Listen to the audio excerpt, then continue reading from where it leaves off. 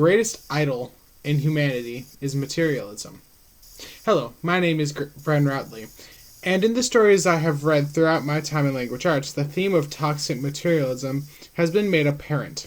In the class, two stories make this point the clearest. Those are The Necklace by Guy de Maupassant and The Death of a Salesman by Arthur Miller.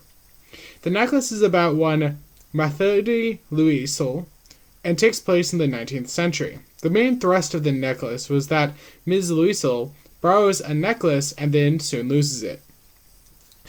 This was a diamond necklace that supposedly cost 40,000 francs.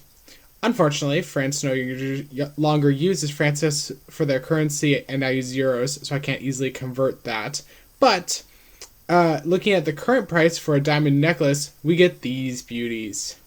Now, Ms. Louisel was not in the upper class. She was part of the sparsely populated but present middle class. Now, her husband had 18,000 francs in saving from his father, so this necklace was worth far more than they could possibly pay. In the story, Ms. Louisel loses this necklace and buys a new one for her friend, whom she borrowed from. She and her husband then spent the next decade working to pay off their now monumental debt. At the end of the story, Ms. Louisel learns that the necklace she borrowed was actually a fake, and that if she were honest, she wouldn't have had to work for the past 10 years as hard as she had. Honesty is the usual driven message from this story, but what caused her problems in the first place? Her materialism. She had desired objects and things, so what happened to her was bound to happen at some point. Before she borrowed the necklace, she also pressured her husband into buying her dresses and things for parties. Her need for materialism was incredibly unrealistic for her social standing. As you can see, even the middle class was far below the upper class, closer to the lower class, in fact. Now, going on to Death of a Salesman. The main character, Willy Loman, pursues wealth and fame. He wants to be liked. Willy's pursuit of wealth shows his idol of materialism. He wants money, and then he wants that money to buy his things. He even kills himself in order to get more money for his family. Not only this, but Willy also has an affair with another woman. He is looking at materialism here too, as he seeks material, physical pleasure from more than just his wife.